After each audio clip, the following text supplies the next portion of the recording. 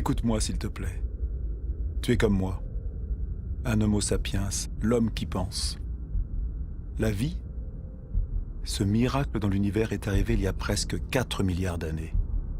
Et nous, les hommes, il y a seulement 200 000 ans. Et pourtant, nous avons réussi à bouleverser cet équilibre si essentiel à la vie sur Terre. Écoute bien cette histoire extraordinaire qui est la tienne et décide de ce que tu veux en faire.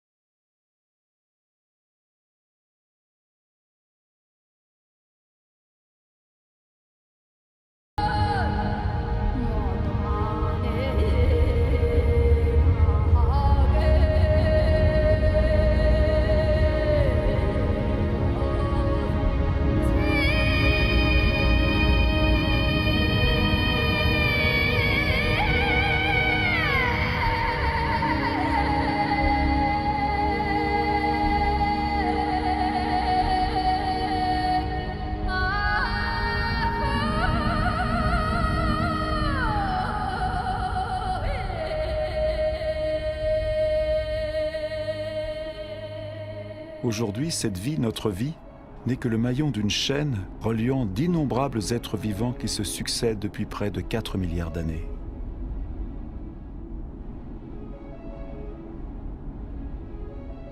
Aujourd'hui encore, les volcans continuent de sculpter nos paysages. Ils nous permettent de voir ce qu'était notre Terre à sa naissance. Un magma de roches surgissant des profondeurs, qui se fige, se craquelle, se boursoufle avant de s'éteindre pour un temps.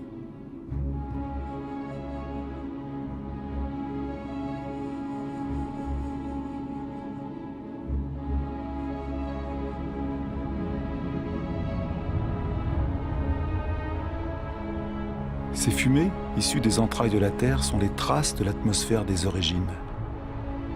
Une atmosphère dépourvue d'oxygène. Une atmosphère épaisse, pleine de carbone, chargée de vapeur d'eau. Une fournaise.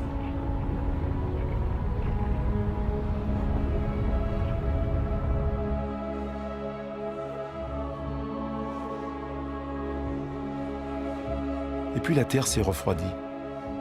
La vapeur d'eau s'est condensée pour retomber en pluie diluvienne. À bonne distance du Soleil, ni trop éloignée ni trop proche, la Terre est en parfait équilibre pour conserver l'eau sous forme liquide. L'eau trace ses chemins. Ils sont comme les veines d'un corps, les branches d'un arbre, les vaisseaux de la sève qu'elle apportera à la Terre.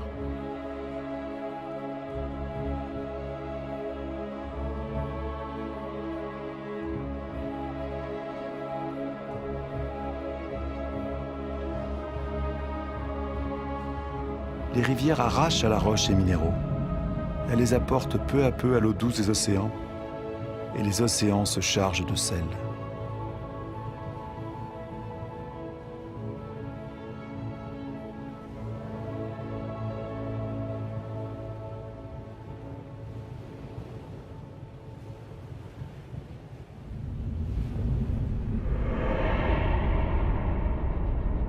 D'où venons-nous? Où donc a jailli la première étincelle de la vie? Miracle du temps, les formes de vie primitives existent toujours dans les sources chaudes du globe. Ce sont elles qui leur donnent leur couleur. On les appelle les archébactéries.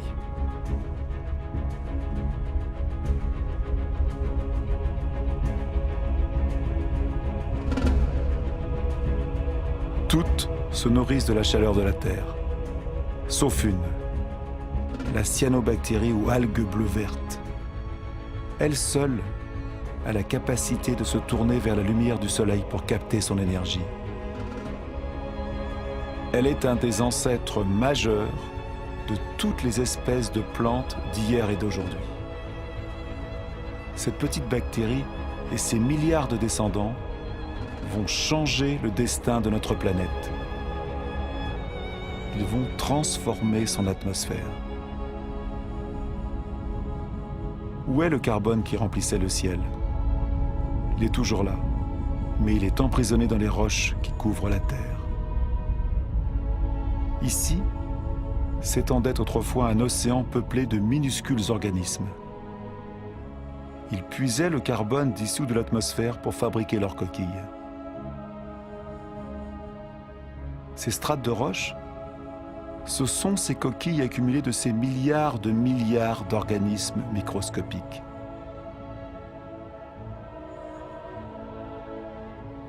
Grâce à eux, le carbone a quitté l'atmosphère et une autre vie pouvait commencer.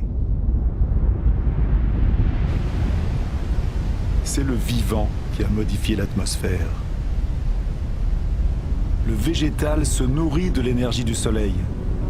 Elle lui permet de casser la molécule d'eau et d'en prendre l'oxygène. Et l'oxygène remplit l'air.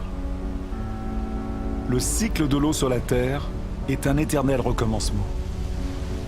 Chute, vapeur d'eau, nuages, pluie, sources, rivières, fleuves, mers, océans, glaciers.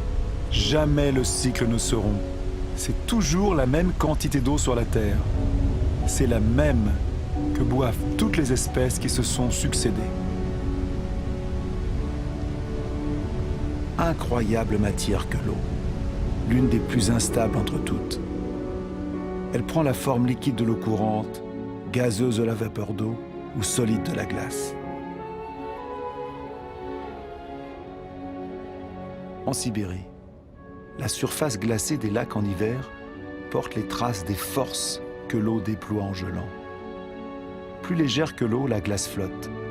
Elle forme un manteau protecteur contre le froid sous lequel la vie peut continuer.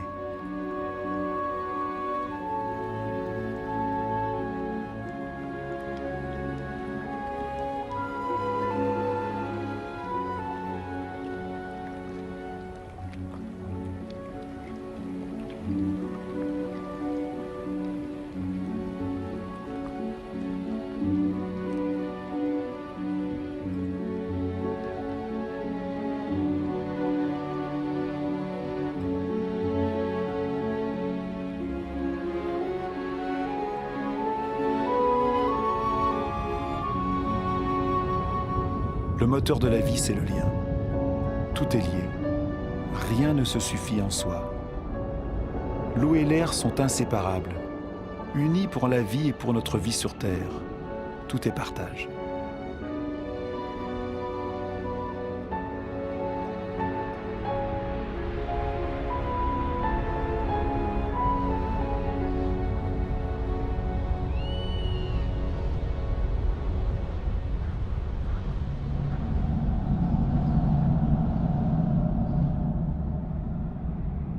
Cette lointaine tache verte, à la percée des nuages, est la source de l'oxygène de l'air. Les 70% de ce gaz indispensable à nos poumons proviennent des algues qui colorent la surface des océans. Notre Terre repose sur un équilibre où chacun a sa place, n'existe que dans l'existence de l'autre. Un équilibre subtil, fragile, qu'un rien peut rompre.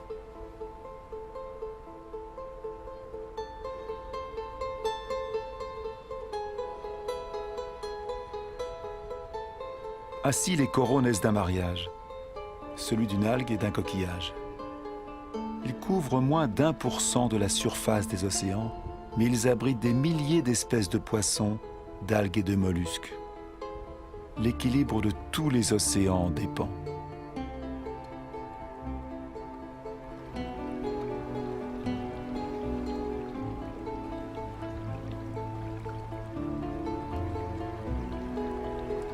La Terre ne calcule le temps qu'en milliards d'années.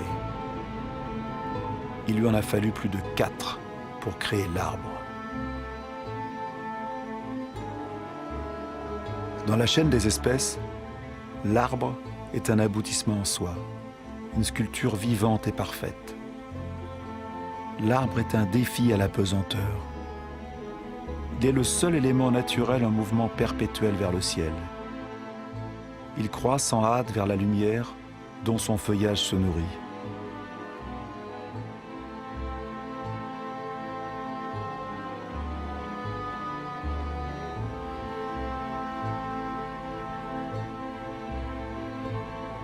Il a hérité de cette minuscule cyanobactérie le pouvoir de capturer l'énergie lumineuse. Il l'accumule et s'en nourrit pour la transformer en bois et en feuilles. Cette matière se décompose ensuite dans un mélange d'eau, de minéral, de végétal et de vivant.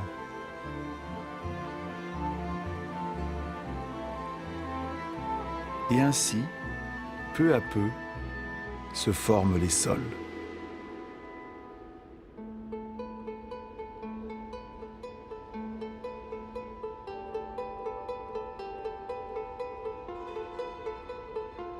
Les sols fourmillent d'une activité incessante, où des micro-organismes se nourrissent, creusent, aèrent, transforment. Ils fabriquent l'humus, ce manteau fertile auquel toute vie est liée sur les continents.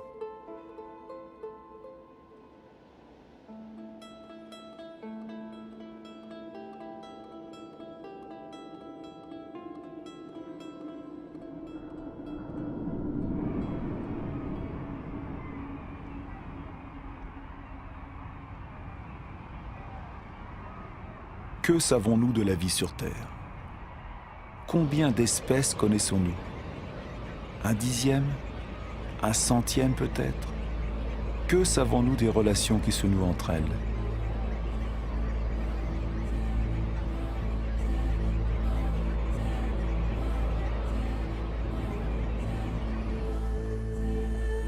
La Terre est un miracle.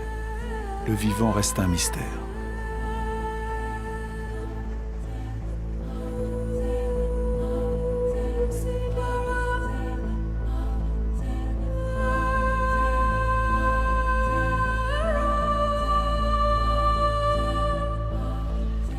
Des familles d'animaux se sont formées, soudées entre elles par des habitudes et des rites qui se perpétuent de génération en génération.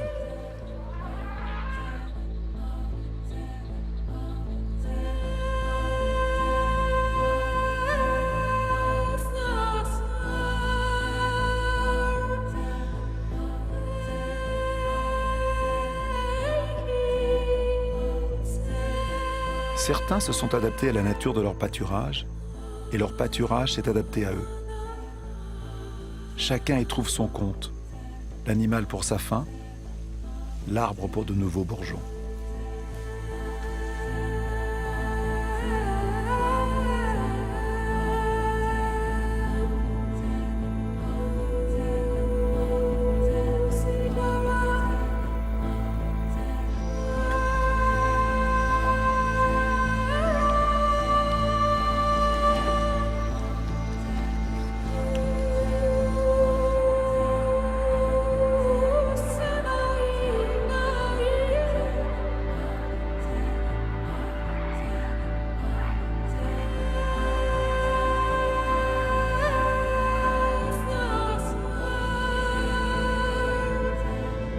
Dans la grande aventure de la Terre, chaque espèce a son rôle, chaque espèce a sa place. Aucune n'est inutile ou nuisible, toutes s'équilibrent.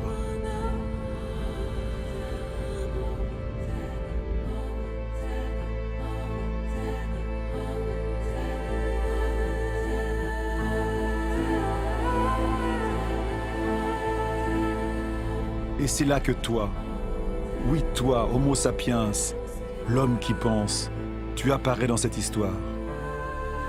Tu profites du fabuleux héritage de plus de 4 milliards d'années que te donne la Terre. Tu n'as que 200 000 ans, mais tu vas changer la face du monde.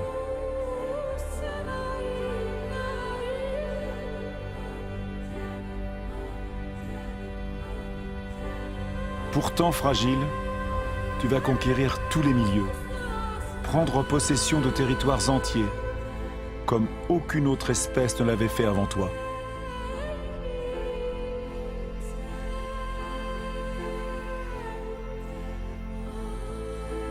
Après plus de 180 000 ans d'errance, grâce à un climat plus clément, l'homme se fixe. Il ne dépend plus seulement de la chasse pour survivre. Il choisit pour s'établir des contrées humides où abondent le poisson, le gibier et les plantes sauvages, là où se mêlent la terre, le vivant et l'eau.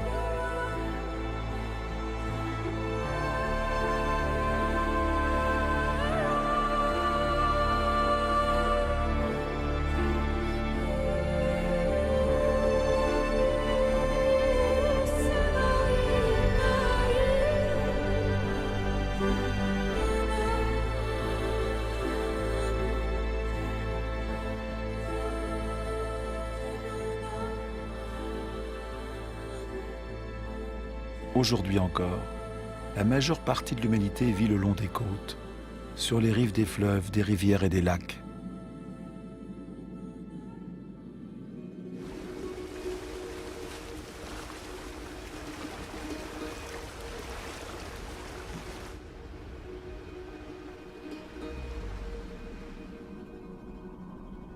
Sur la planète, une personne sur 4 vit toujours comme l'humanité pouvait vivre il y a 6000 ans, sans autre énergie que celle que la nature fournit saison après saison. C'est la vie de plus d'1,5 milliard d'êtres humains, plus que toute la population des pays riches réunis.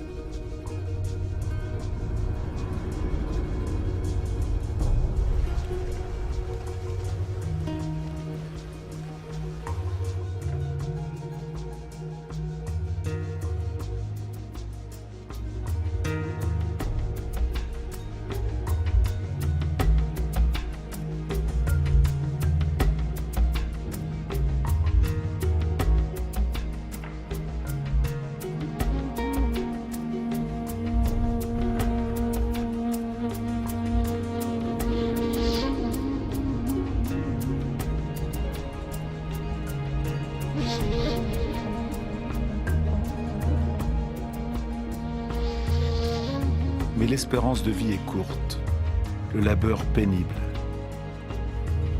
Les aléas de la nature pèsent sur l'existence quotidienne. L'éducation est rare. Les enfants sont la seule richesse, tant l'homme a besoin de bras pour assurer sa subsistance.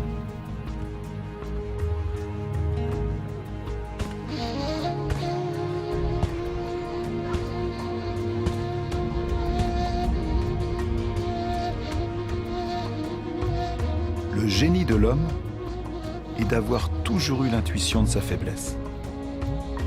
L'énergie physique, la force que la nature ne lui a pas donnée, il va aller chercher dans l'animal qui l'aide dans la découverte de nouveaux territoires.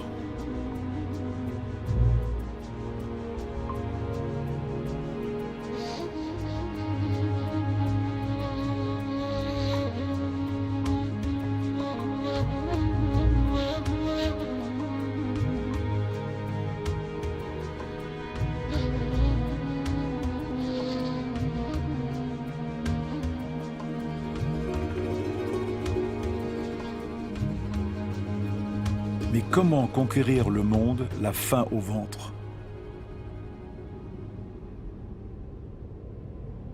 L'invention de l'agriculture a bouleversé notre histoire. C'était il y a moins de 10 000 ans. Elle fut notre première grande révolution.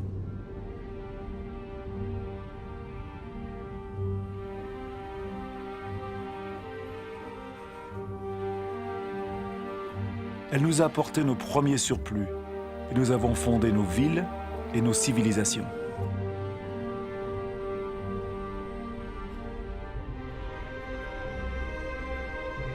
Le souvenir des millénaires de cueillettes sauvages s'est effacé. Les céréales dont nous avons fait le levain de notre vie, nous en avons multiplié les variétés. Nous avons appris à les marier avec nos terroirs et nos climats.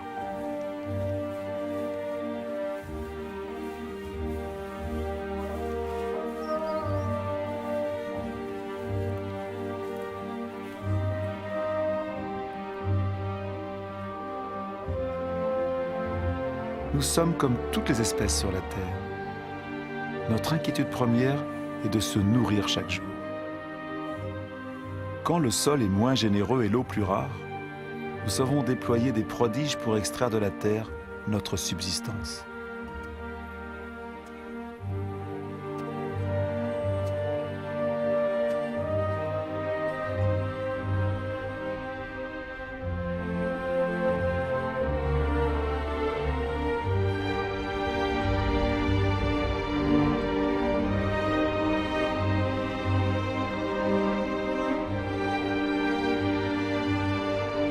Les hommes ont modelé les espaces avec la patience et l'abnégation que la terre exige, comme un sacrifice sans cesse recommencé. L'agriculture est toujours le premier métier du monde. La moitié de l'humanité cultive encore la terre, et plus des 3/4 le fait à la main.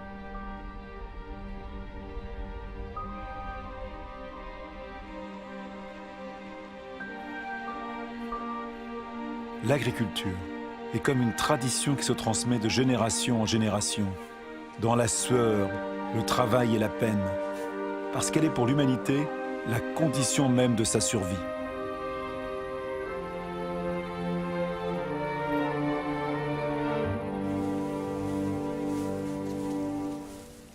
Cette énergie que l'homme cultive à la force de ses bras, il va la faire jaillir un jour des profondeurs de la terre.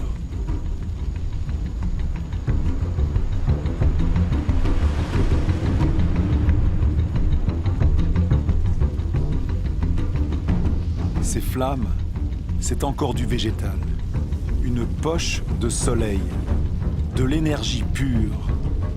L'énergie du soleil captée pendant des millions d'années par des millions de végétaux il y a plus de 100 millions d'années. C'est le charbon, c'est le gaz et c'est surtout le pétrole.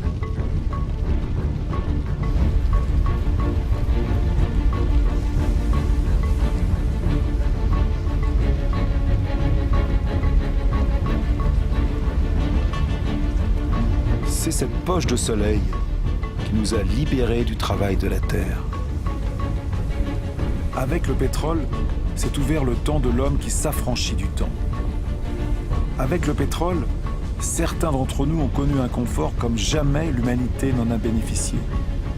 Et en 50 ans, nous avons modifié la Terre plus rapidement que tous les hommes qui nous ont précédés.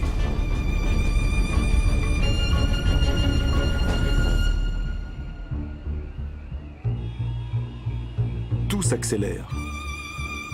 Au cours des 60 dernières années, la population du globe a presque triplé et plus de 2 milliards d'hommes ont rejoint les villes. Tout s'accélère. Cette ville, Shenzhen, en Chine, avec ses centaines de gratte-ciel et ses millions d'habitants, était encore un petit village de pêcheurs voilà à peine 40 ans. Tout s'accélère. À Shanghai, 3000 tours et gratte-ciel ont été érigés en 20 ans. Des centaines sont encore et encore en construction. Aujourd'hui, sur 7 milliards d'humains, plus de la moitié vit dans les villes.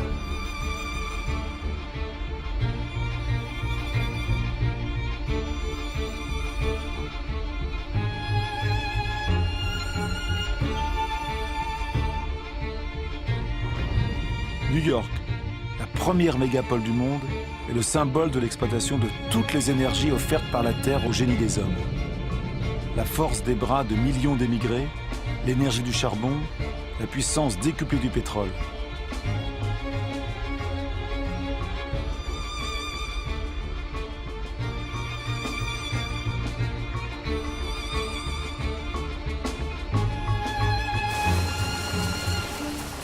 L'Amérique a été la première à utiliser la puissance nouvelle et prodigieuse de l'or noir. Dans les campagnes, les machines ont remplacé les hommes. 1 litre de pétrole fournit autant d'énergie que 100 paires de bras pendant 24 heures. Mais dans le monde, seulement 3% des paysans disposent d'un tracteur. Cependant, leur production domine la planète. Aux États-Unis, il ne reste plus que 3 millions de fermiers. Leur seule production céréalière pourrait nourrir 2 milliards de personnes.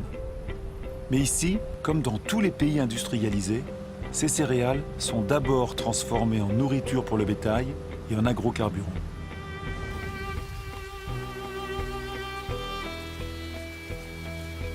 L'énergie de la poche de soleil éloigne le spectre des sécheresses qui hantaient l'agriculture.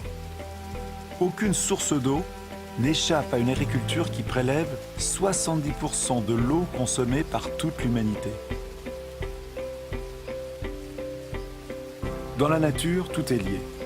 L'extension des surfaces cultivées et les monocultures drainent une faune encore plus grande de parasites. Les pesticides, autre cadeau de la pétrochimie, les exterminent. Adieu les mauvaises récoltes et les menaces de famine. L'agriculture produit tant qu'il faut désormais gérer les surplus.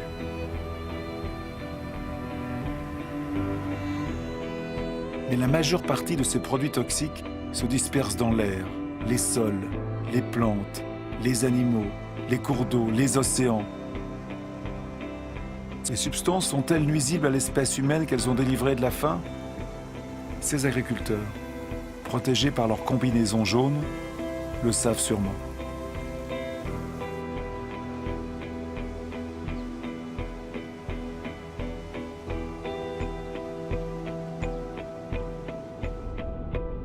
Les engrais, enfin. Ils sont encore issus de l'industrie pétrolière.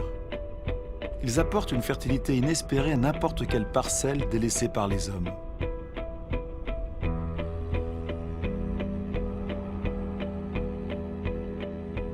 Les espèces adaptées au terroir et au climat laissent la place aux variétés les plus productives, les plus faciles à transporter. C'est ainsi qu'en un siècle, les 3/4 des variétés que l'homme avait sélectionnées pendant des millénaires ont disparu.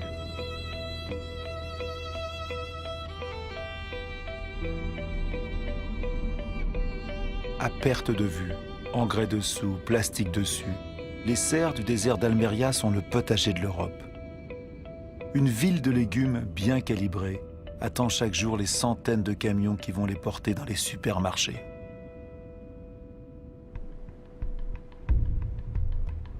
Plus un pays se développe, plus ses habitants consomment de la viande. Comment satisfaire une demande croissante dans le monde sans concevoir des élevages de bovins quasi concentrationnaires? Tout s'accélère. Fabriquer de la viande plus vite que l'animal est devenu une routine quotidienne. Dans l'immensité de ces corrals piétinés par des millions de bêtes, pas une herbe ne pousse. Une noria de camions venant de tous les horizons du pays apportent des tonnes de céréales, soja et granulés hyper concentrés qui se transformeront en tonnes de viande.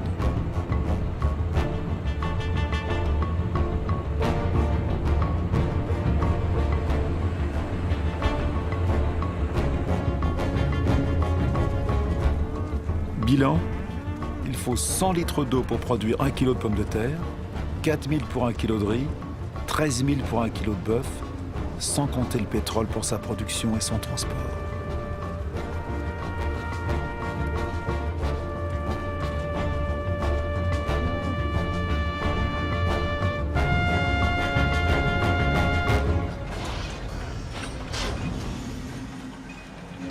Notre agriculture est devenue une agriculture pétrolière.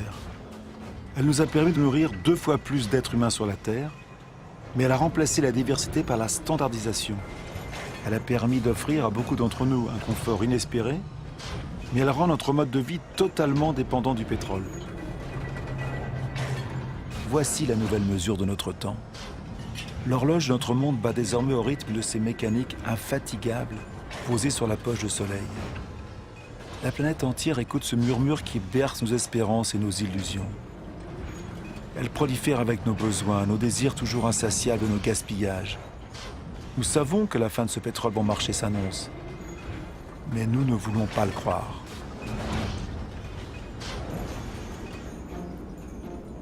Pour beaucoup d'entre nous, le rêve américain s'incarne dans le nom d'une cité emblématique, Los Angeles. Dans cette ville qui s'étire sur plus de 100 km, le nombre des voitures est quasi égal au nombre d'habitants. Chaque nuit s'y joue la fantastique parade de l'énergie.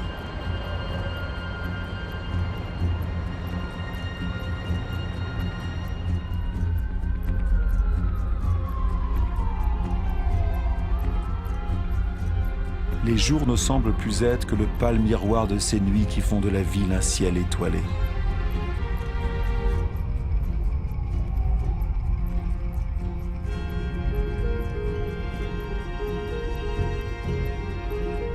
Tout s'accélère. Les distances ne se comptent plus en miles, mais en minutes. L'automobile redessine les nouvelles banlieues du chacun chez soi où des pavillons sages sont rangés sur le chandelier de rues sans issue. Ce modèle des pays bienheureux est devenu un rêve universel, propagé par tous les téléviseurs du monde. Même ici à Pékin, les pavillons standardisés ont effacé les pagodes.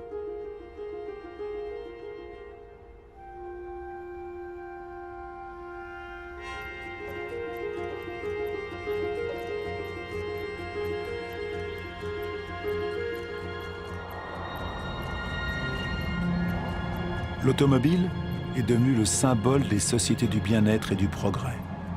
Si ce modèle était suivi par tous, la planète compterait non plus 900 millions de véhicules, mais 5 milliards.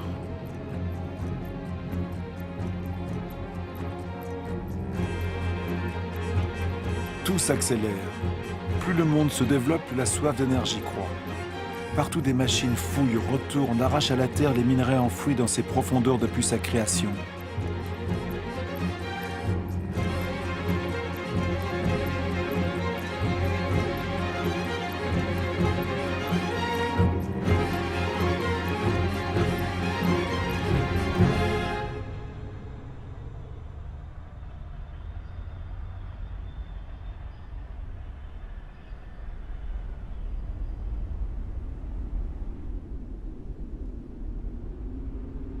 Privilège de la puissance, les 80% de cette richesse souterraine sont consommés par 20% de la population du globe. Avant la fin du siècle, cette exploitation sans mesure aura épuisé la quasi-totalité des réserves de la planète.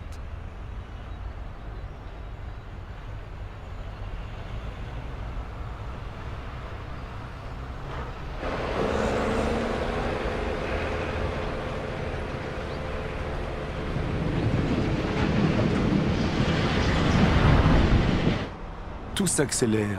Les chantiers navals fabriquent à la chaîne pétroliers, porte-conteneurs, méthaniers pour transporter une production industrielle mondialisée. La plupart des biens de consommation parcourent des milliers de kilomètres entre les pays qui les produisent et ceux qui les consomment. Depuis 1950, les échanges internationaux ont été multipliés par 20.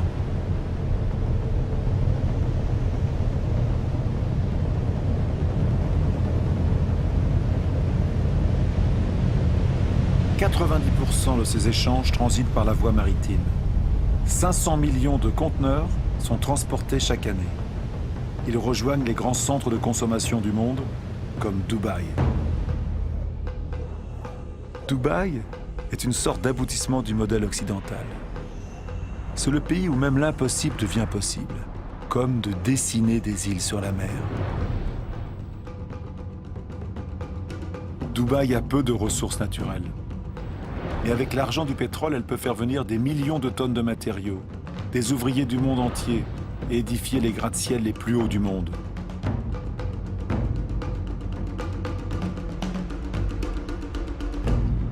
Dubaï n'a pas de champs, mais elle peut importer sa nourriture. Dubaï n'a pas d'eau, mais elle peut dessaler l'eau de mer au prix d'une énergie considérable. Dubaï a du soleil à n'en plus finir, mais elle ignore les panneaux solaires. C'est le totem d'une modernité totale devant lequel la terre entière ne cesse de s'étonner.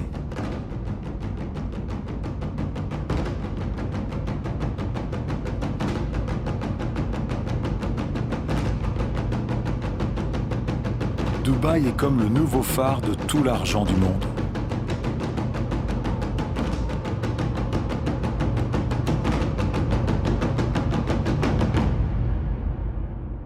Rien ne semble plus éloigné de la nature que Dubaï, alors que rien ne dépend plus de la nature que Dubaï.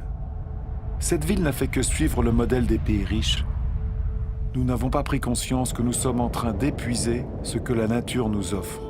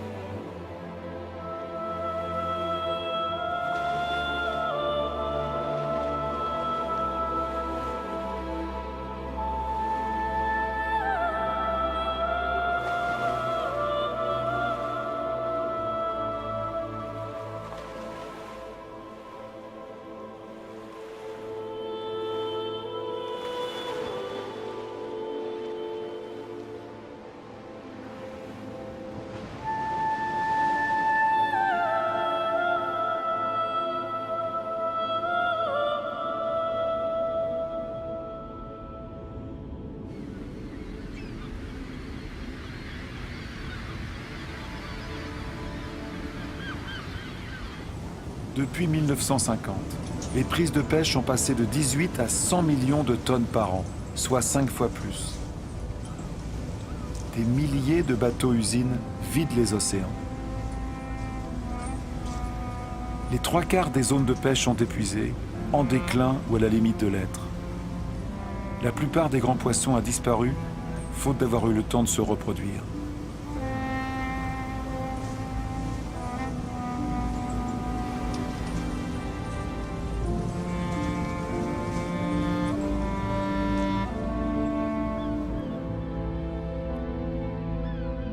Nous sommes en train de casser le cycle d'une vie qui nous était offerte.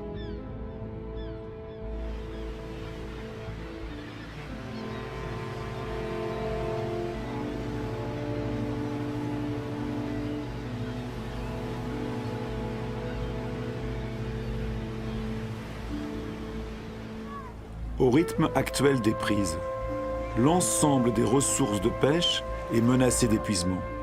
Et pourtant, le poisson est l'aliment de base d'un homme sur 5 sur la planète.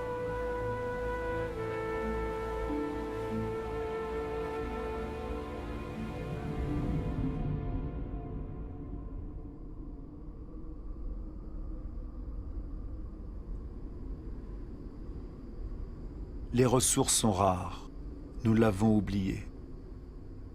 500 millions d'hommes habitent les contrées désertiques du monde, davantage que toute la population européenne réunie. Ils connaissent la valeur de l'eau. Ils savent aussi l'utiliser avec économie. Ici, ils dépendent de puits alimentés par une eau fossile, accumulée dans le sol lorsque la pluie tombait encore dans ces déserts. Elle a 25 000 ans.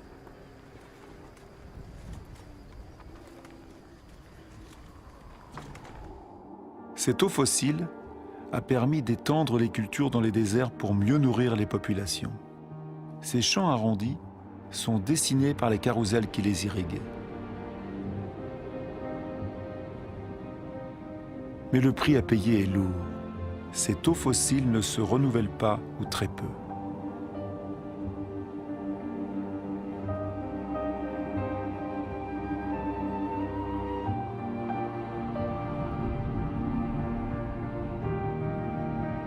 En Arabie Saoudite, le rêve d'une agriculture industrielle dans le désert s'efface. Ces points clairs qui semblent posés sur un parchemin sont les traces des parcelles abandonnées. Les carrousels d'irrigation sont toujours là, l'énergie pour pomper aussi, mais l'eau fossile s'épuise.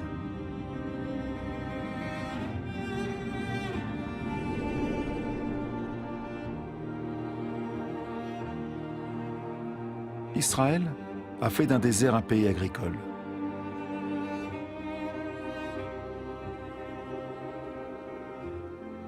Même si ces serres sont désormais irriguées au goutte à goutte, les besoins en eau ne cessent d'augmenter avec les exportations.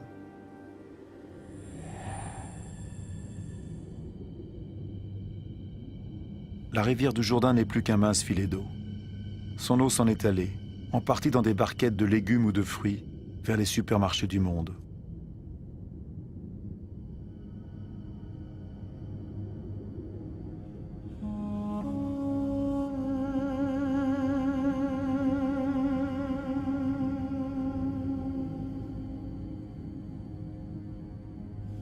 Le sort du Jourdain n'est pas unique. Sur la planète, un grand fleuve sur 10 n'atteint plus la mer pendant plusieurs mois par an.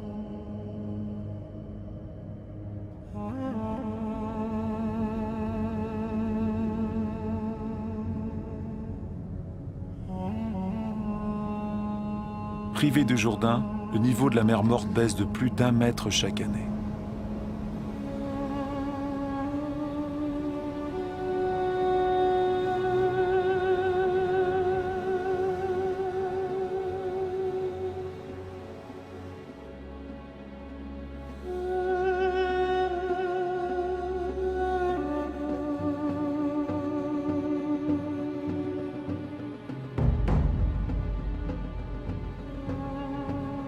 L'Inde risque d'être le pays le plus touché par le manque d'eau au cours de ce siècle. L'irrigation massive a permis de nourrir la population croissante et en 50 ans, 21 millions de puits y ont été creusés. Mais dans de nombreuses régions du pays, il faut puiser l'eau de plus en plus profondément. Dans l'ouest de l'Inde, le tiers des puits a été abandonné. Les nappes d'eau souterraines s'assèchent. Ces immenses réservoirs recueilleront l'eau de la mousson pour recharger l'eau des nappes.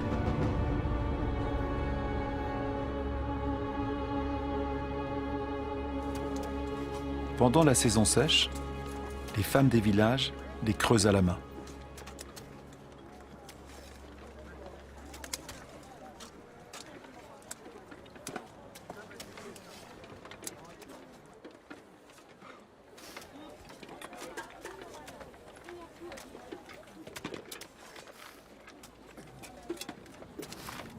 À des milliers de kilomètres, on dépense 800 à 1000 litres d'eau par jour et par personne. Las Vegas a été créé en plein désert. Des millions de personnes y vivent. Des milliers d'autres les rejoignent chaque mois. Les habitants de Las Vegas sont parmi les plus grands consommateurs d'eau au monde.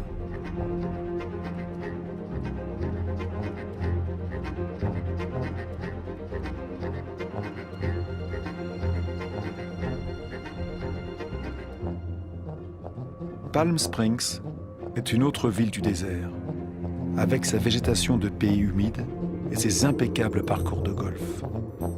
Mais combien de temps ce mirage peut-il prospérer? Combien de temps? La Terre ne peut plus suivre ce rythme effréné. Le Colorado qui alimente ces villes est l'un de ces fleuves qui n'atteignent plus la mer. Le niveau des lacs de réserve aménagés sur son cours s'effondre.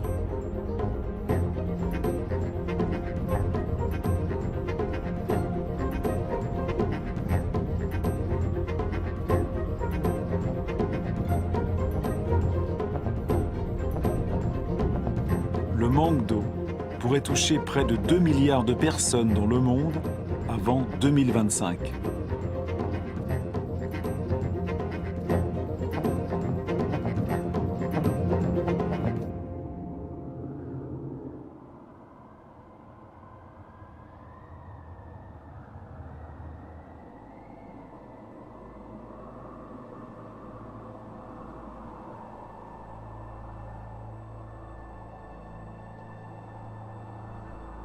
Les zones humides couvrent 6% de la surface de la planète. Sous leurs eaux calmes se cache une véritable usine où plantes et micro-organismes prennent le temps de filtrer l'eau et de digérer toutes les pollutions. Ces marais sont les milieux indispensables à la régénération de l'eau et à sa purification. Ce sont des éponges qui régulent le flux des eaux. Ils l'absorbent à la saison humide et le restituent à la saison sèche.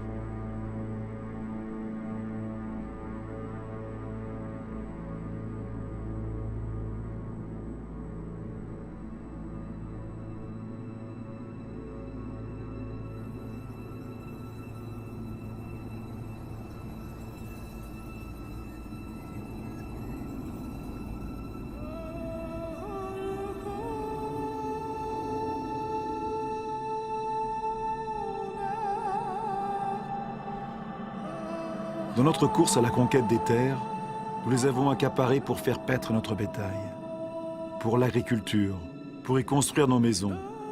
Au siècle dernier, nous avons asséché la moitié des marais du monde. Nous ne connaissions ni leur richesse, ni leur rôle.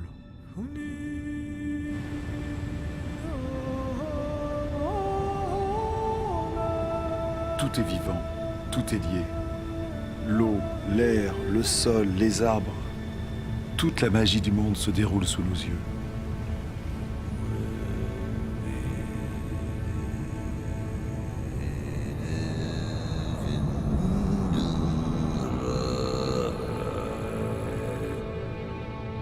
Les arbres respirent et renvoient l'eau du sol en brume légère dans l'atmosphère.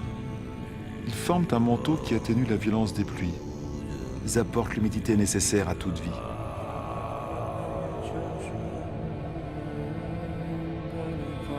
Les forêts stockent le carbone. Elles en contiennent davantage que toute l'atmosphère de la Terre.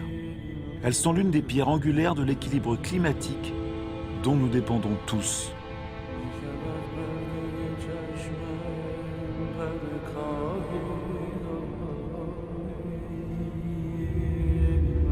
les arbres des forêts primaires abritent les 3/4 de la biodiversité de la planète, c'est-à-dire de tout ce qui vit sur Terre.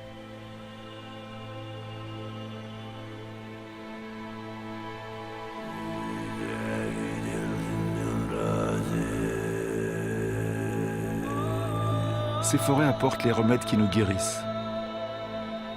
Les substances que secrètent ces plantes, notre corps peut les reconnaître. Nos cellules parlent le même langage. Nous sommes de la même famille.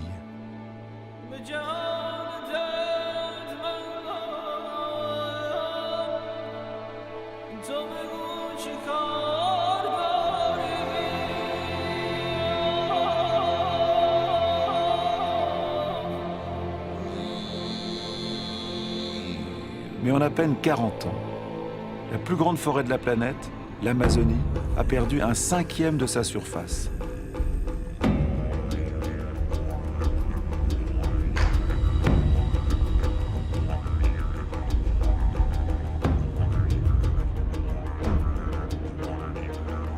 La forêt fait place à l'élevage et à la culture de soja.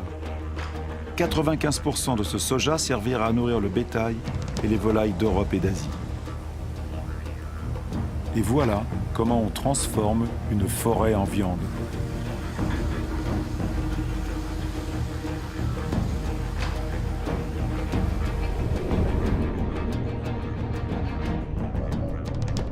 Bornéo, la 4e plus grande île du monde, est découverte voilà à peine 20 ans d'une vaste forêt primaire.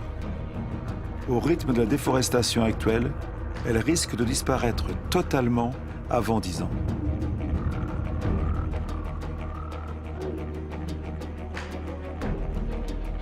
Le vivant est le lien entre l'eau, l'air, la terre et le soleil. À Bornéo, c'est ce lien qui se brise dans ce qui fut l'un des plus grands réservoirs de la biodiversité sur Terre.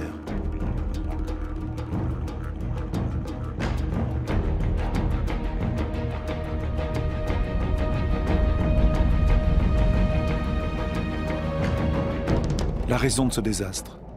Bornéo s'est tourné vers la production d'huile de palme, l'une des huiles les plus productives et les plus consommées au monde. Une grande partie de l'huile de palme alimente notre demande croissante en produits alimentaires, mais aussi en cosmétiques, en détergents et de plus en plus en agrocarburants.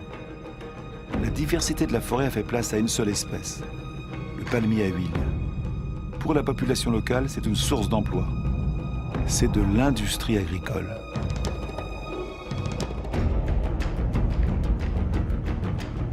Autre exemple de déforestation massive, l'eucalyptus. L'eucalyptus sert à fabriquer de la pâte à papier. Les plantations s'étendent à mesure que la consommation de papier s'accroît. Cette consommation a été multipliée par 5 en 50 ans. Au pied de ces eucalyptus, plus rien ne pousse, car leurs feuilles forment une litière toxique à la plupart des autres végétaux. Leur croissance est rapide, mais elle épuise les ressources en eau. Soja, huile de palme, eucalyptus, la déforestation détruit l'essentiel pour produire le superflu. Mais ailleurs, on déforeste pour survivre.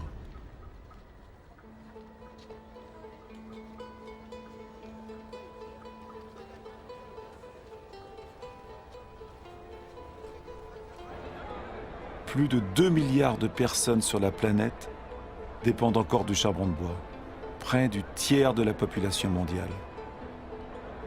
À Haïti, l'un des pays les plus pauvres au monde, le charbon de bois est l'un des principaux produits de consommation.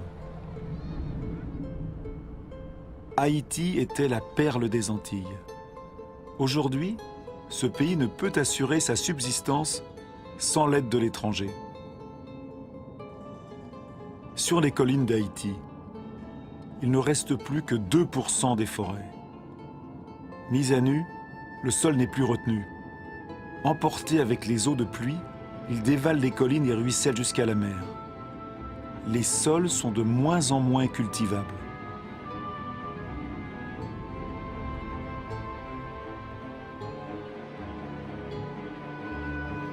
Dans certaines régions de Madagascar, l'érosion est spectaculaire.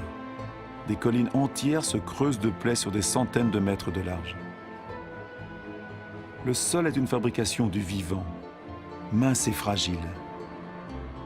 Avec l'érosion, la fine couche d'humus qui avait mis des milliers d'années à se former a disparu.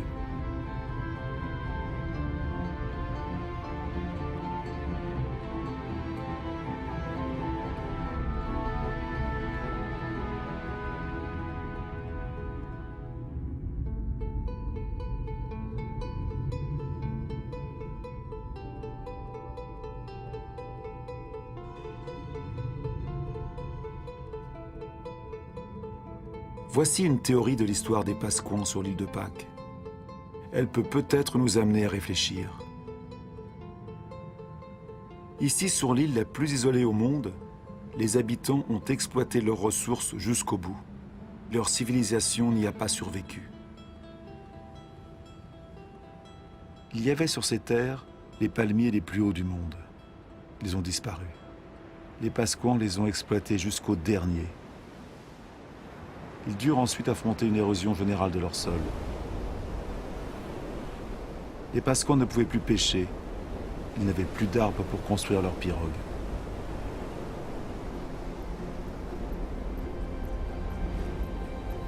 Pourtant, ils furent l'une des plus brillantes civilisations du Pacifique. Des agriculteurs habiles, des sculpteurs, des navigateurs exceptionnels. Ils ont été pris dans l'étau de la surpopulation et de l'épuisement des ressources. Ils connurent les violences sociales, les révoltes et la famine. Nombre d'entre eux n'ont pas survécu à ce cataclysme.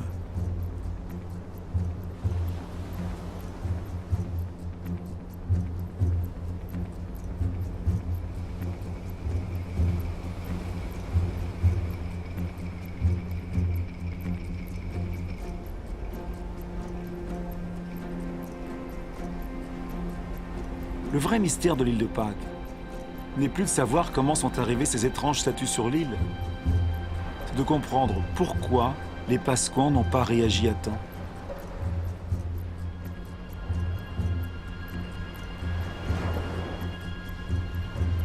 Ce n'est qu'une théorie parmi d'autres, mais c'est celle qui nous intéresse.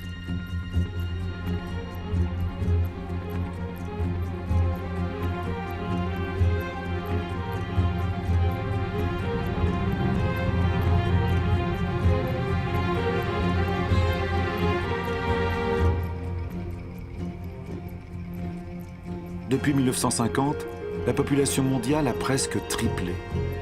Et depuis 1950, nous avons davantage modifié notre île, la Terre, que pendant nos 200 000 ans d'histoire. Le Nigeria est le premier pays exportateur de pétrole du continent africain. Pourtant, 70% de la population vit sous le seuil de pauvreté. La richesse est là, mais les habitants n'y ont pas accès. C'est une vérité mondiale. La moitié des pauvres de la planète vit dans des pays riches en ressources. Notre mode de développement n'a pas honoré ses promesses. En 50 ans, les écarts de richesse se sont creusés comme jamais. Aujourd'hui, la moitié de la richesse mondiale est détenue par 2% des plus riches.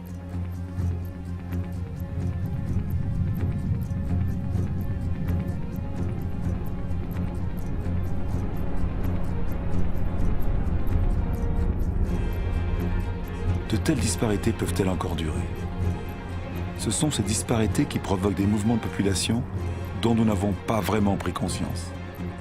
La ville de Lagos comptait moins de 700 000 habitants en 1960 et en comptera 16 millions en 2025. Lagos est l'une des mégapoles qui croît le plus vite au monde. Ces nouveaux citadins sont principalement des paysans, contraints de fuir les campagnes à cause des difficultés économiques, de la démographie et de la disparition des ressources. Cette croissance urbaine est tout à fait nouvelle, car elle a pour moteur la pauvreté et non la richesse.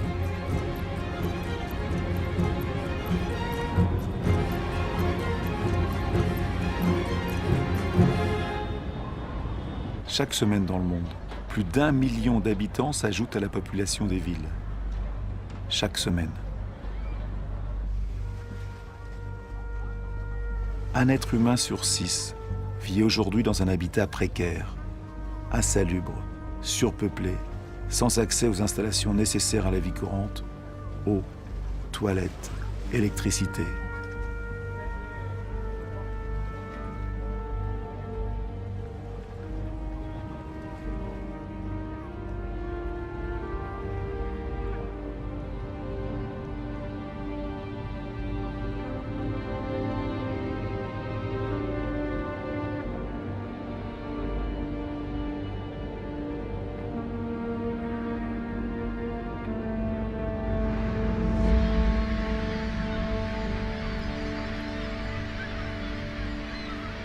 La faim croît de nouveau. Elle frappe aujourd'hui près d'1 milliard de personnes.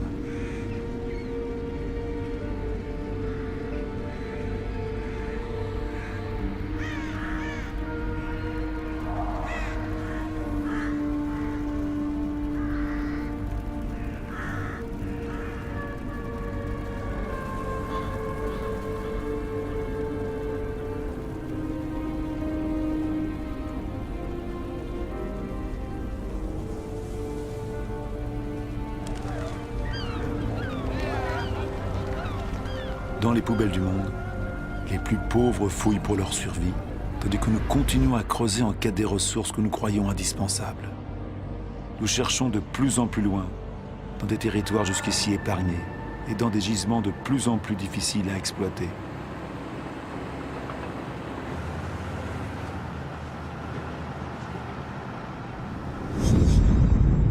Nous ne changeons pas de modèle. Le pétrole liquide risque-t-il de nous manquer ? Nous pouvons extraire un pétrole mélangé au sable bitumineux du Canada. Les plus gros camions du monde déplacent le sable par milliers de tonnes. On brasse, on chauffe, on décante.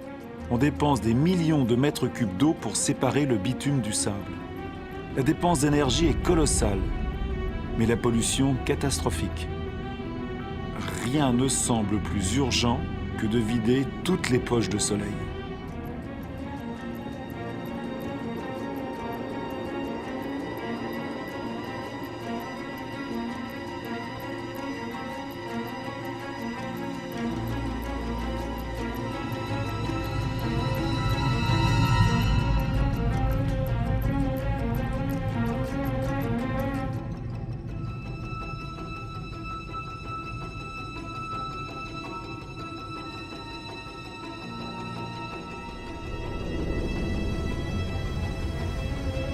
Nos pétroliers sont de plus en plus grands. Notre demande en énergie augmente sans cesse. Nous voulons alimenter notre croissance comme un four sans fond, exigeant toujours plus de combustible.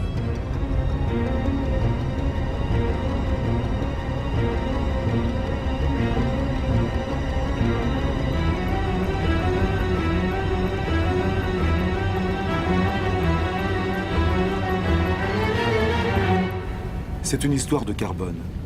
Ce carbone qui faisait de notre atmosphère une fournaise, que la nature avait capté pendant des millions d'années, permettant à la vie de se développer, nous en rejetons une grande partie en quelques décennies. L'atmosphère chauffe. L'image de ce bateau à cet endroit était impossible voilà quelques années à peine. Transport, industrie, déforestation, agriculture, nos activités rejettent des quantités gigantesques de dioxyde de carbone.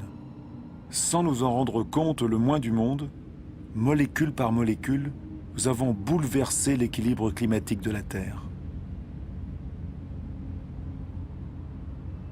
Tous nos regards sont tournés vers les pôles. Nulle part ailleurs on ne voit mieux le changement climatique tant annoncé se réaliser. Il va vite, très vite. Le passage du nord-ouest qui relie à travers le pôle, l'Amérique, l'Europe et l'Asie se libère. La glace de la banquise arctique fond. Sous l'effet du réchauffement, la banquise a perdu 40% de son épaisseur en 40 ans. Sa surface en été se rétrécit d'année en année. Elle pourrait disparaître avant 2030. Certains disent 2015.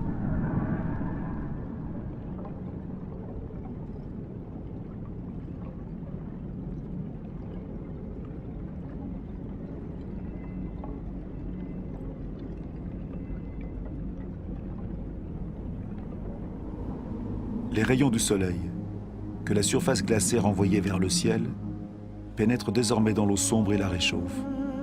le réchauffement s'accélère.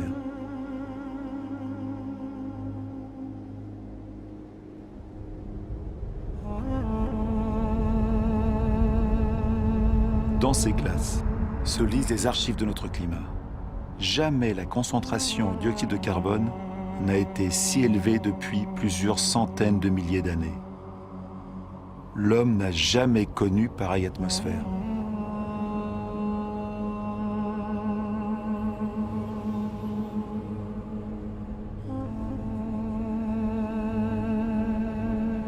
Notre exploitation démesurée des ressources menace-t-elle la vie des espèces? Le changement climatique accélère la menace. Avant 2050, le quart de toutes les espèces vivant sur Terre pourraient être menacées de disparition. Dans ces régions polaires, l'équilibre de la biodiversité est déjà bouleversé.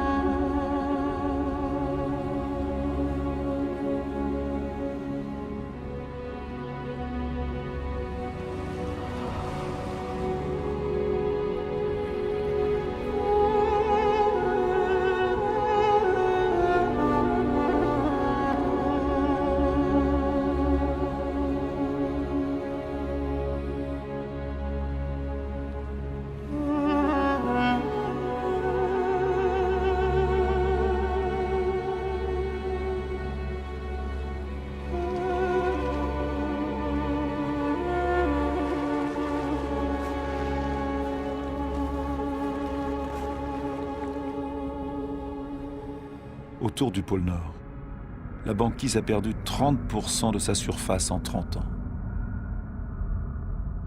Et avec le réchauffement accéléré du Groenland, c'est l'eau douce de tout un continent qui rejoint l'eau salée des océans.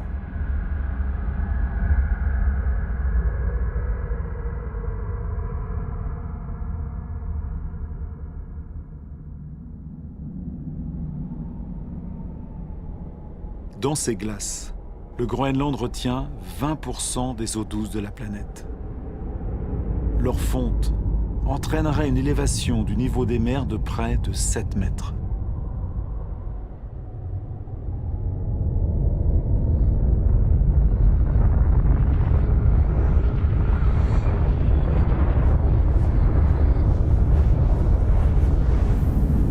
Pourtant, aucune industrie n'est installée ici. La calotte du Groenland subit les émissions des gaz à effet de serre rejetés ailleurs sur la Terre. Notre écosystème ne connaît pas les frontières. Où que nous soyons, nos actions se répercutent sur l'ensemble de la Terre. L'atmosphère de notre Terre est une et indivisible. Elle est notre bien commun. À la surface du Groenland, des lacs éclosent dans le paysage. La calotte glaciaire a commencé à fondre à un rythme que même les scientifiques les plus pessimistes n'imaginaient pas il y a moins de 10 ans.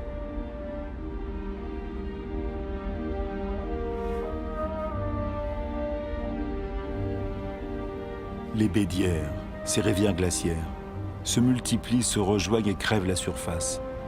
On pensait que l'eau gèlerait dans l'épaisseur de la calotte. Au contraire, elle coule jusque sous la glace. Elle entraîne la calotte qui glisse plus rapidement vers la mer et se brise en iceberg.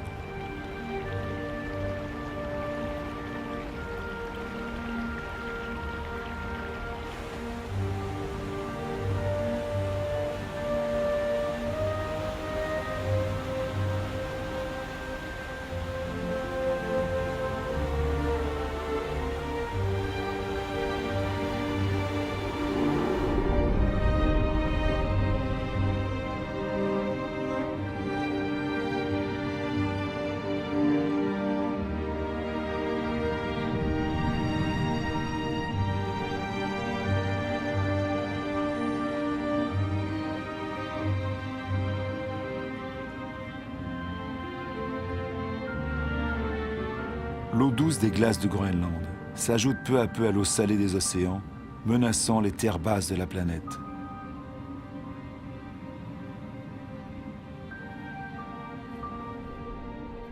Le niveau des mers monte.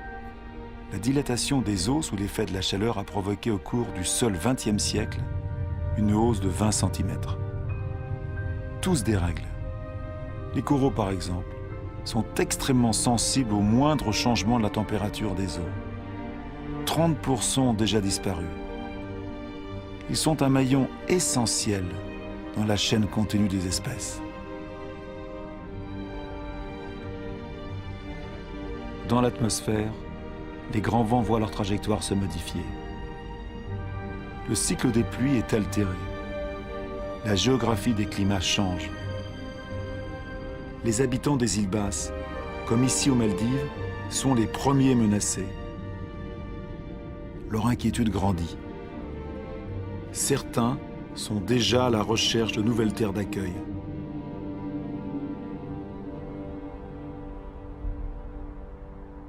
Que feront les grandes villes de la planète comme Tokyo, la ville la plus peuplée du monde, si la hausse du niveau des mers continue de s'accélérer? D'année en année, les prévisions des scientifiques sont de plus en plus alarmantes. Les plaines côtières abritent plus de 70% de la population mondiale. 11 des 15 plus grandes villes du monde sont établies sur les côtes ou sur les estuaires des fleuves. Avec la montée des mers, le sel envahirait la nappe phréatique, privant les habitants d'eau potable. Des phénomènes migratoires seront inévitables. La seule incertitude sera leur ampleur.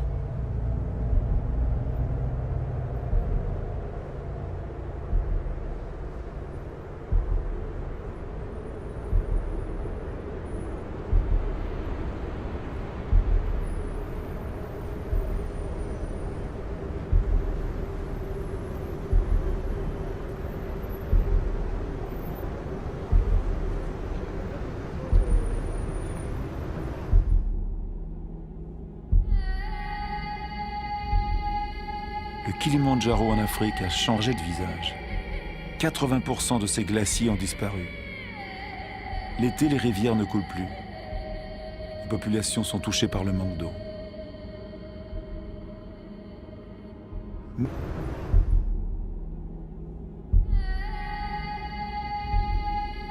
Le Kilimandjaro en Afrique a changé de visage. 80% de ses glaciers ont disparu. L'été, les rivières ne coulent plus. Les populations sont touchées par le manque d'eau. Même sur les plus hauts sommets du monde, au cœur de la chaîne de l'Himalaya, les neiges éternelles et les glaciers reculent. Pourtant, ces glaciers jouent un rôle essentiel dans le cycle de l'eau. Ils conservent l'eau des saisons pluvieuses sous forme de glace pour la restituer dans la fonte des neiges l'été.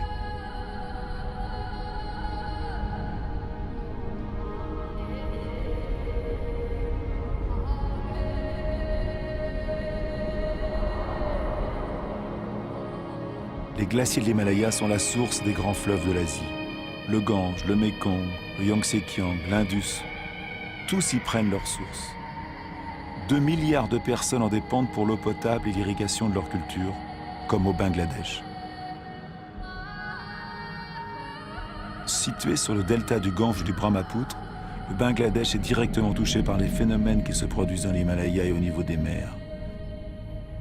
Ce pays est l'un des plus peuplés et des plus pauvres du monde. Il subit déjà le changement climatique. Sous les effets des inondations et des ouragans de plus en plus intenses, un tiers de sa surface pourrait disparaître.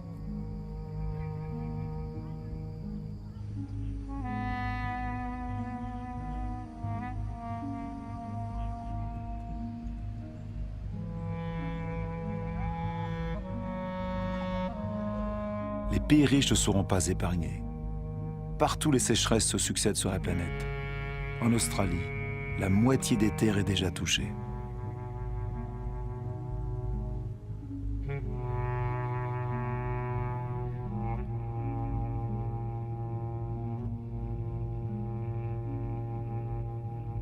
Cet équilibre climatique qui a permis notre développement depuis 12 000 ans, nous sommes en train de le compromettre.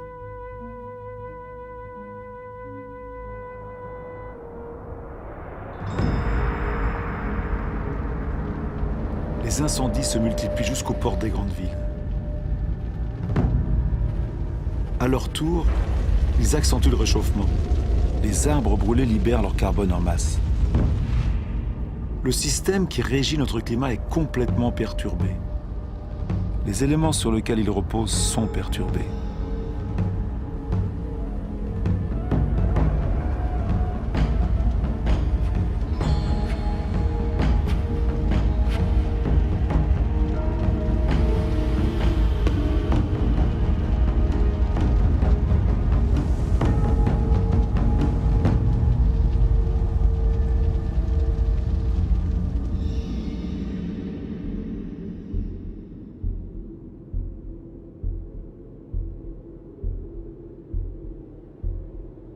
L'horloge du changement climatique est là, dans ces paysages magnifiques. Nous sommes en Sibérie, où comme dans d'autres endroits du globe, il fait si froid que les sols restent gelés en permanence. Ce sol, c'est le permafrost. Sous sa surface se cache une véritable bombe climatique, le méthane. Le méthane est un gaz à effet de serre 20 fois plus puissant que le dioxyde de carbone.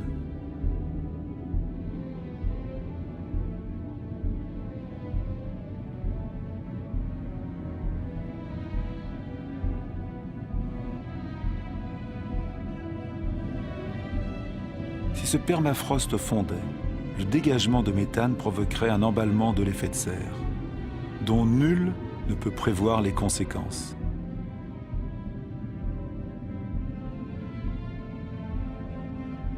Un emballement qui nous emmènerait vers une terre inconnue.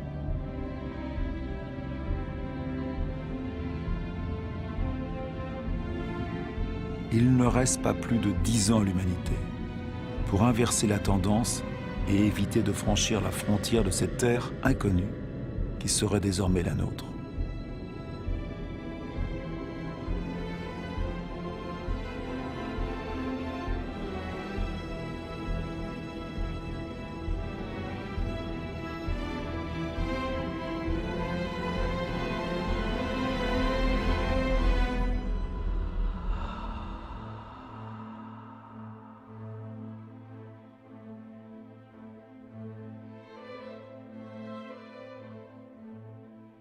Nous avons engendré des phénomènes qui nous dépassent. Depuis les origines, l'eau, l'air, la matière, le vivant sont intimement liés. Mais depuis peu, nous brisons ces liens. Ne nous voilons pas la face. Ce que nous savons, il faut le croire. Tout ce que nous venons de voir nous ressemble. Nous avons fait la Terre à notre image. Il nous reste peu de temps pour changer. Comment ce siècle pourra-t-il porter le poids de 9 milliards d'êtres humains si nous n'acceptons pas de faire enfin les comptes de tout ce dont nous sommes les seuls responsables ?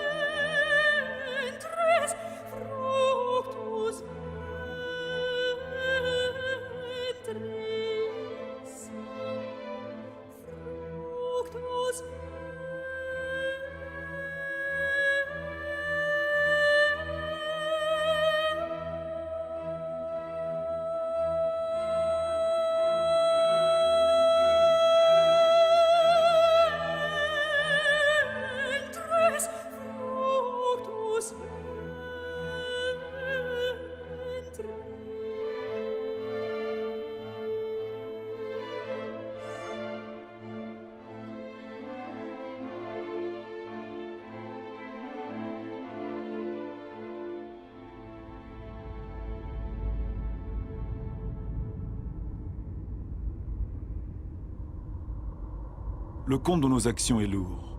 D'autres que nous en payent le prix sans en avoir été partie prenante. J'ai vu des camps de réfugiés, aussi vastes que des villes, jetés dans le désert. Combien d'hommes, de femmes, d'enfants laisserons-nous au bord du chemin? Faut-il toujours construire des murs pour rompre les chaînes des solidarités humaines, séparer les hommes d'autres hommes, le bonheur des uns du malheur des autres? Il est trop tard pour être pessimiste. Je sais qu'un homme, même seul, peut abattre tous les murs. Il est trop tard pour être pessimiste. Dans le monde, 4 enfants sur 5 vont à l'école. Jamais l'instruction n'a été donnée à autant d'êtres humains. Chacun peut agir, du plus pauvre au plus riche. Le Lesotho, l'un des pays les plus démunis de la planète, est celui qui investit le plus largement ses richesses dans l'éducation. Le Qatar, l'un des plus riches, s'ouvre aux meilleures universités du monde. La culture, l'éducation, la recherche, l'innovation sont des ressources inépuisables. Face aux malheurs et aux souffrances, des millions d'ONG apportent la preuve que la solidarité des peuples est plus forte que l'égoïsme des nations. Au Bangladesh, un homme a eu l'idée de créer une banque impensable. Elle ne prête qu'aux pauvres. En 30 ans à peine, elle a changé la vie de 150 millions de personnes dans le monde. L'Antarctique est un continent aux ressources immenses que personne ne pourra plus s'approprier. Une réserve dédiée à la paix et à la science. Un traité signé par 49 États en a fait le bien de l'humanité entière. Il est trop tard pour être pessimiste. Les gouvernements protègent près de 2% de leur eau territoriale. C'est peu, mais c'est déjà 2 fois plus qu'il y a 10 ans. Les premiers parcs naturels ont un peu plus d'un siècle. Ils recouvrent plus de 13% des continents. Ils créent des espaces où l'activité humaine se conjugue à la préservation des espèces, des sols et des paysages. Cet accord des hommes et de la terre peut devenir la règle et non plus l'exception. Aux États-Unis, New York a compris les services que rend la nature. Ses forêts et ses lacs fournissent l'eau potable de toute la ville. En Corée du Sud, les forêts avaient été dévastées lors de la dernière guerre. Grâce à un programme national de reboisement, elle couvre de nouveau 65% de la surface du pays. Plus de 75% du papier est recyclé. Le Costa Rica a fait son choix entre dépenses militaires et préservation de son territoire. Le pays n'a plus d'armée. Il a préféré mettre ses ressources dans l'éducation, l'écotourisme et la protection de sa forêt primaire. Le Gabon est l'un des plus grands producteurs de bois au monde. Il a imposé la coupe sélective, pas plus d'un arbre pour chaque hectare. Sa forêt est l'une de ses principales ressources économiques. Mais elle a le temps de se régénérer. Des labels existent qui garantissent la bonne exploitation des forêts.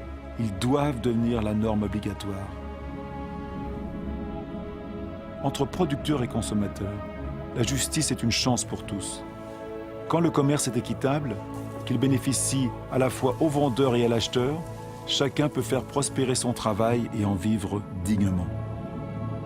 Quelle justice et quelle équité peuvent-elles s'établir entre ceux qui travaillent à la main et ceux qui engrangent leur récolte à la machine avec l'aide de leurs États? Soyons des consommateurs responsables. Réfléchissons à ce que nous achetons.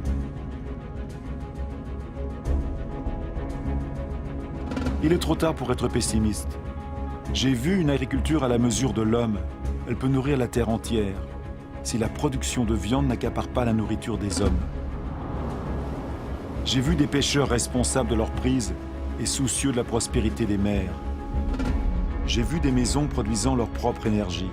5000 personnes vivent dans le premier écoquartier construit au monde à Fribourg en Allemagne. Des villes s'unissent à ce projet. Bombay est la 1000e à les rejoindre. Les gouvernements de la Nouvelle-Zélande, de l'Islande, de l'Autriche et de la Suède et d'autres encore ont décidé que le développement des énergies renouvelables serait leur priorité. Je sais que 80% de l'énergie que nous consommons viennent des énergies fossiles. Chaque semaine, 2 nouvelles centrales à charbon se construisent rien qu'en Chine. Mais j'ai vu aussi au Danemark un prototype de centrale au charbon qui rejette son carbone dans le sol plutôt que dans l'air. Une solution pour l'avenir? Nul ne le sait encore. J'ai vu en Islande une centrale électrique alimentée par la chaleur de la terre, la géothermie. J'ai vu un serpent de mer posé sur la houle pour utiliser l'énergie des vagues et produire de l'électricité. J'ai vu des éoliennes dressées sur les rives du Danemark. Elles fournissent 20% de l'électricité du pays. Les États-Unis, la Chine, l'Inde, l'Allemagne, l'Espagne sont les premiers à investir dans les énergies renouvelables. Elles ont déjà créé plus de 2,5 millions d'emplois. Sur quelle terre au monde le vent ne souffle-t-il pas? J'ai vu des étendues désertiques éclatantes de soleil. Si tout est lié sur la Terre est liée au soleil, sa première source d'énergie. Ce que le végétal a fait en capturant son énergie, les hommes ne peuvent-ils le faire? En 1 heure, le soleil donne à la Terre l'énergie consommée par toute l'humanité en 1 an. Tant que la Terre existe, l'énergie du soleil est inépuisable. Il suffit de cesser de fouiller le sol et de lever les yeux vers le ciel. Il suffit d'apprendre à cultiver le soleil. Toutes ces expériences ne sont que des exemples, mais elles témoignent de l'éveil des consciences. Elles tracent les voies d'une nouvelle aventure humaine fondée sur la mesure, l'intelligence et le partage.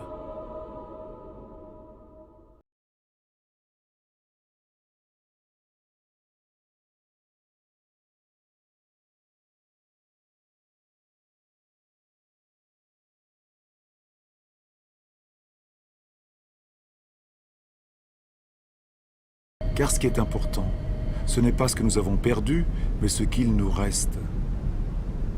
Il nous reste la moitié des forêts du monde, des milliers de rivières, de lacs et de glaciers, des milliers d'espèces bien vivantes encore. Nous savons très bien qu'aujourd'hui les solutions existent. Nous avons tous le pouvoir de changer. Alors, qu'est-ce qu'on attend ?